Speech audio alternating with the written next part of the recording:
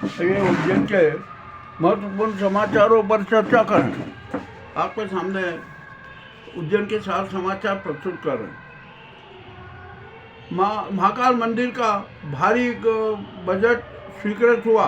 कुल बजट 278 करोड़ का स्वीकृत किया गया। अरे लूट लो, जितना लूट सकते वो लूटो। मामला बड़ा विचित्र है। अब यहाँ पर टाटा सीवरेज को है ना, नगर निगम ने ब्लैक लिस्टेड कर दिया। वो 3 साल तक किसी भी तरीके से कोई ठेका नहीं ले सकेगी। मगर ये सीवरेज प्लांट है ना, वो तो योजना को टाटा ही मूर्त रूप देगी। अब कब समय में देगी कोई अभी निश्चित नहीं है। चलिए ठीक है, जो भी होता है ना बात करेंगे। अब यहाँ पर धोखाधड़ी तो खुलेआम हो रही है। हिरीगंज में एक व्यक्ति ने अपनी दुकान 40 लाख में बेची, 12 लाख रुपए एडवांस ले लिए और वह दुकान फिर किसी दूसरों को ऊंचे मूल्य पर बेच दी। और जब प्रभावित 12 लाख रुपए वापस मांगने लगा तो ढोंढ डपट करने लगा। तो इसकी शिकायत वहाँ पर माधवनगर थाने में हुई। और अब शहर में प्रदूषण चरम पर है। सुव्यवस्था का नाम नहीं है, कोई दिक्कत नहीं है। जो हो रहा है सब अच्छा है, चलने दो, महाकाल राज है। अब यहाँ पर एएसपी के रूप में इंदौर से श्री शर्मा ने पदभार ग्रहण कर लिया। उन्होंने आके ट्रैफिक व्यवस्था, यातायात व्यवस्था पर ध्यान दिया और पूरा सारा विवरण ज्ञात किया। अब देखते हैं क्या होता है, कैसे सुधार होगा। कुछ कह नहीं सकते। हाँ, परंतु जो शर्मा जी हैं वो निश्चय कुछ न कुछ सुधार करेंगे। तो शर्मा जी, सबसे पहले तो आपको एक काम करना है कि जितने घोषित एकांगी मार्ग है ना, उनका सख्ती से पालन करवाया जाए। और जिन जिन थानों के अंतर्गत ये एकांगी मार्ग आते हैं, यदि उनका सख्ती से पालन नहीं किया जाए ना, तो टीआई सहित पूरे थाने को सस्पेंड कर दीजिए। देख लीजिए, बहुत अच्छा रिजल्ट आएगा, बहुत सारी समस्याओं का समाधान हो जाएगा। अब यहाँ पर उज्जैन में आत्महत्याएं भी जारी है। एक व्यक्ति है, मजदूरी करता है, पति पत्नी से विवाद हुआ तो पत्नी मायके चली गई और वापस नहीं आई तो पति ने आत्महत्या कर ली। और न जाने कितने कितने क्या क्या होता जा रहा है कि कोई जिसकी सीमा नहीं। एक महिला सीढ़ी पर से नीचे गिर पड़ी थी, उसको उपचार के लिए भर्ती कराया गया, वहाँ उसकी मौत हो गई। तो दिवंगत की पुत्रियों ने अपने भाई पर ही धक्का देकर हत्या का आरोप लगाया। मामला बड़ा विचित्र है भाई। अब क्या कह सकते हैं, अब कुछ नहीं कह सकते। यहाँ पर सड़क हादसे तो रोजाना मौतें हो रही है। अब सड़क सुरक्षा पर भी विशेष ध्यान देने की जरूरत है। अब देखते हैं एएसपी शर्मा जी किस प्रकार का ध्यान देते हैं, क्या क्या करती हैं। अब यहाँ पर जो एक काम चल रहा है ना, निर्माण कार्य, इनकी गुणवत्ता की भी जांच होना चाहिए। बहुत बड़ी धोखाधड़ी हो रही है, किसी प्रकार का कुछ काम हो नहीं रहा है। मामला बड़ा विचित्र और घटिया निर्माणों की बात की होगी। एक आजाद थाने में डीएसपी ज्योति भार्गव थी, उनका इंदौर में उपचार के दौरान निधन हो गया। पुलिस ने बड़ी शोक संवेदनाएं व्यक्त की। अब एक नया आदेश आया है कि जो वीडियो कोच और स्लीपर कोच सारी बसें अब देवास गेट से नहीं चलेगी, वे सारी नाना खेड़ा से चलेगी, नाना खेड़ा स्टैंड से चलेगी। ये नया आदेश जारी हुआ है। अब देखते हैं इसका कितना पालन होता है, क्या नहीं होती है, किस प्रकार का काम चलता है। मामला तो बड़ा विचित्र है। अब यहाँ पर सरकारी 2 होटल्स हैं, उनमें कमरे की कमी पड़ती है।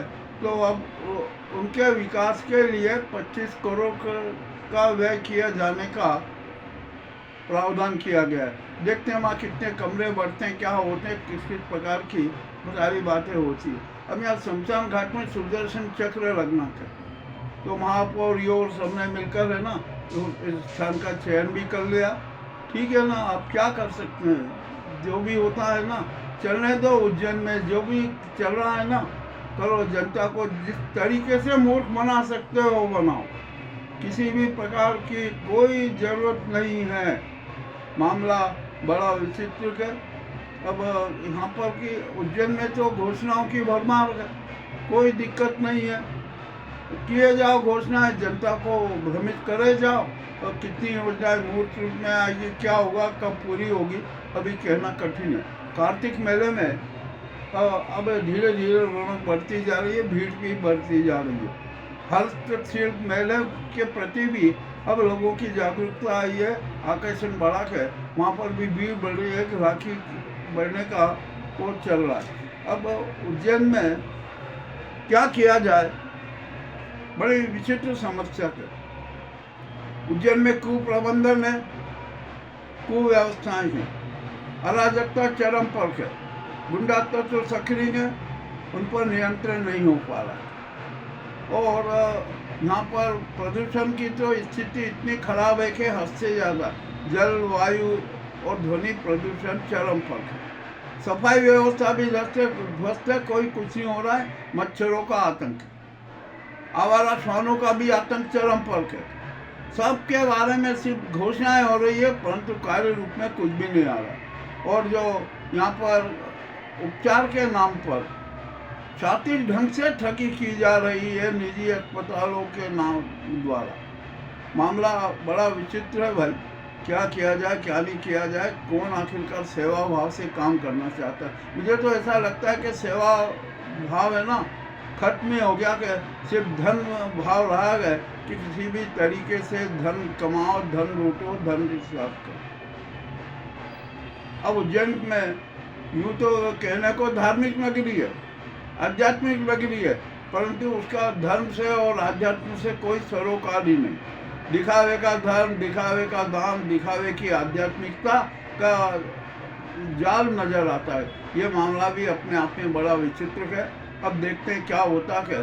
कोई भी व्यक्ति इतना अहंकार में है, इतना स्वार्थ में डूबा हुआ है कि वो आत्मदर्शन और आत्मचिंतन करना ही नहीं चाहता। कट्टर धार्मिकता प्रदर्शित करने के लिए अनेक प्रकार के दिखावे करता है। हम जब देखते हैं ना मंदिरों के सामने अहंकार ईश्वर में ईश्वर का नाम लेना, चिल्ला चोट करना, ये सारे नाटक सामने आते हैं। अब यहाँ पर सड़क चौड़ीकरण का मामला है ना, ये भी अपने आप में बड़ा विचित्र है। और ये कब कैसे क्या होगा कुछ कह नहीं सकते। अब यहाँ पर शहर में जितने भी चौराहे हैं ना, वहाँ पर भयंकर जाम लगता है। हर आधे घंटे पौन घंटे में जाम की स्थिति बन जाती है। इसके लिए शहर के जो 14 चौराहे हैं ना, वो सेंटर से 70 फीट रथ के कर दिए जाएं, आधी समस्या हल हो जाएगी। अब यहाँ पर दूसरी बात है, उज्जैन में तो लूट मार खूब चल रहा है, ठगी भी खूब चल रही है, धोखाधड़ी भी खूब चल रही है, विश्वासघात भी खूब हो रहा है। मामला अति रोचक हो चुका है। अब उज्जैन शहर है ना, वास्तव में आध्यात्मिक शहर नहीं रहा, ये तो दिखावे का लूट वाला शहर हो गया था। सर तरफ गंदगी, मच्छरों का आतंक है, आवारा पशु है, कोई कुछ नहीं कह सकते कि क्या होगा। तो और घोषणाएं खूब हो रही है। छिपड़ा अपने आप में प्रदूषित है, मैं भी किसी छिपा नहीं है। अब यहाँ पर हम जिलाधीश से एक बात करना चाहते हैं। मुरैना के जिलाधीश ने एक बहुत अच्छे उदाहरण प्रस्तुत किए। उन्होंने जता दिया कि यदि कलेक्टर चाहे न तो शहर की सारी व्यवस्थाएं सुधर सकती थी। तो हम उज्जैन जिलाधीश से भी यही अनुरोध करते हैं कि जो जहांगीर जी ने जो उदाहरण प्रस्तुत किए हैं ना, उसके अनुसार ही आप उज्जैन में भी परिणाम दीजिए। सर्वप्रथम आप औचक रूप से नियमित निरीक्षण कीजिए, एसपी को साथ में बिठाइए, संभाल के साथ में बिठाइए और औचक निरीक्षण कीजिए, आपको वस्तु स्थिति पता लग जाएगी। अब हम जिलाधीश महोदय से एक ही बात कहना चाहते हैं कि आप इन दूसरे जो गैंग है ना, उनके प्रति समर्पित न होकर जनता के प्रति समर्पित हो जाएंगे। जनता के साथ खड़े हो जाइए, जनता के दुख दर्दों में अपनी हिस्सेदारी कर लीजिए। यदि आपने औचक निरीक्षण नियमित करते रहे ना, तो आदि समस्याओं का समाधान हो जाए। जनता को राहत मिलेगी, जनता आपकी प्रशंसा करेगी, मगर करना तो पड़ेगा ना। अब यहाँ पर अब बड़े मज़ेदार बातें आती हैं। हम यहाँ पर जब देखते हैं कि पुलिस है ना किस प्रकार से मामलों को दबाए रखती है। एक महिदपुर में एक प्रकरण आया, एक चोरी का प्रकरण 2.5 साल से लंबित है। पुलिस ये भी निर्णय नहीं कर पा रही है कि जिन्होंने चोरी की, बलवा करने की पहल की, उनके खिलाफ केस रजिस्टर्ड करे। नहीं किया आज तक, और मामला है ना उलझाए रखते हैं। ये पुलिस को भी है ना अब जनता के बीच में और जनता के प्रति विश्वास इसी होना पड़ेगा। यदि आप निष्पक्षता से काम कीजिए, आप किसी के पक्ष क्यों करते हैं, परंतु हम जानते हैं कि धन एक ऐसी चीज़ है कि जो अच्छों का मन डोला देती है, उनको पथभ्रष्ट कर देती है, उनको कर्तव्य पालन नहीं करने देती है। ये भी मामला बड़ा विचित्र है। हम जिलाधीश के सामने महिदपुर पुलिस का प्रकरण भी रखेंगे। और यहाँ पर माफियाओं की तो बात ही छोड़ दीजिए, माफियाओं का आतंक चरम पर, और उन पर किसी प्रकार की कोई कार्रवाई भी नहीं हो सकती। नशे का व्यापार चरम पर है, उस पर भी किसी प्रकार का कोई अंकुश नहीं लग पा रहा। तो यहाँ पर उज्जैन की स्थिति बड़ी विचित्र हो गई है। और हम पैदल यात्रियों के लिए तो बहुत ही बड़ा संकट हो गया कि हम पैदल यात्री कहाँ और कैसे चले, कैसे सुरक्षित चले। आप जिलाधीश महोदय जरा आप देखिए कि दुकानों के सामने एक तो रोड छोटे, दुकानों के साइड में, दोनों साइड में वाहन खड़े हो जाते और उसके बीच में सेंट्रल पार्किंग हो जाता है और एकांगी मार्ग का पालन होता नहीं है। वाहन आना जाना की होती है तो बेचारे पैदल यात्रियों को टक्कर मार देते हैं और उन्हें प्रताड़ित भी करते हैं, उन्हें अपशब्द ही बोलते हैं। तो ठीक है, जिलाधीश महोदय एक काम कीजिए, हम पैदल यात्रियों के लिए एक आकाश मार्ग बनवा दें, हर पूरे शहर में आकाश मार्ग बनवा दीजिए ताकि हम पैदल यात्री ऊपर चल सकें। और आप जरा अतिक्रमण की भी स्थिति देख लीजिए, सब तरफ अतिक्रमण की बहार। मामला विचित्र रोचक है। तो हम जिलाधीश से यही अनुरोध करते हैं कि आप जरा औचक निरीक्षण कीजिए और जहाँ पर यह एकांगी मार्ग है उनका पालन भी हो रहा है तो उन थानों के खिलाफ पर कार्रवाई कीजिए, कर दीजिए सस्पेंड उन थानों को जो सुव्यवस्था नहीं कर पा रहे। हमारे यातायात पुलिस कुछ नहीं करती है, सिर्फ चालान काटती है, बाकी इसके अलावा कुछ नहीं करती। और जिलाधीश महोदय जो योजनाओं की जितनी डीपीआर बनी है ना, उनमें इतने लूप होल्स हैं कि आप जो डीपीआर बनी है ना उनका भी सूक्ष्मता से अध्ययन कर लीजिए और जो लूप होल्स है उनको समाप्त कर दीजिए। ये आज के उज्जैन के कड़वे समाचार आपके सामने प्रस्तुत हैं। और यहाँ पर साधु संत मेरे भगवा दुपट्टेधारी और भगवा शालधारी अपना चरित्र सुधार ले, इन पर भी अब पुलिस को निगरानी रखना चाहिए। साधु संतों के अखाड़ों की भी खुफिया जांच होना चाहिए, साधु संतों की भी खुफिया जांच होना चाहिए। जिलाधीश महोदय से आप एक और बात बोलो, यहाँ SIR के तहत कार्य चल रहा है, सरकारी कर्मचारी BLO काम कर रहे हैं और BLA कितने क्या है क्या नहीं है इस पर भी हम स्टडी कर रहे हैं, देख रहे हैं। तो यहाँ पर जो BLO जो फॉर्म भरवाते हैं ना मतदाता का, वो 2 प्रतियों में होना चाहिए, जबकि एक ही प्रति में भरवाया जा रहा है।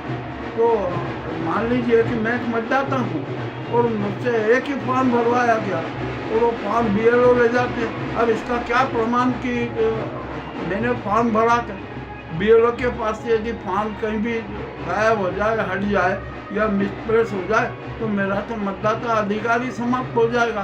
अतः आप ऐसा सारे BLO को स्पष्ट निर्देश दे दें कि आप जो मतदाता परिचय फॉर्म भरवाना है ना वो 2 प्रतियों में भरवाएं, एक प्रति BLO अपने पास में रखे और BLO एक प्रति हस्ताक्षर करके मतदाता को दे। और इस कार्य में बीएलए है ना, उनको भी मदद करना चाहिए बीएलओ की। यदि बूथ वाइज और बूथ जो प्रभारी है उन्होंने इस प्रकार के बीएलओ की मदद की ना, तो भी बहुत समस्या हो जाएगी, कोई भी व्यक्ति अधिकार से वंचित नहीं ले पाएगा। और एक बात और बता दूं कि हमारे देश में इतने ऐसे हैं मतदाता है जो हस्ताक्षर भी नहीं कर सकते, तो उनके बीएलओ जो फॉर्म कौन भरवाएगा? तो ये बीएलए है ना, उनको फॉर्म भरवाना चाहिए।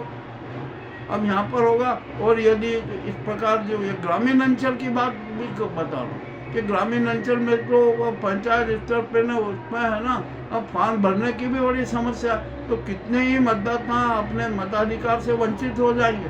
तो इस दिशा में भी आप सुधार करने की पहल कर लीजिए। आज ये अभी तो मैंने जो कड़वे कड़वे समाचार प्रस्तुत किए हैं, ये पहली किस्त है। अब हम नियमित ही जिला जिसके सामने विवरण प्रस्तुत करते रहेंगे। देखते हैं 5-7 दिन में क्या रिजल्ट आता है, कितना सुधार होता है। आज तो उज्जैन समाचार में इतना ही बहुत। शाम को फिर मिलेंगे नए समाचारों के साथ। बहुत बहुत धन्यवाद।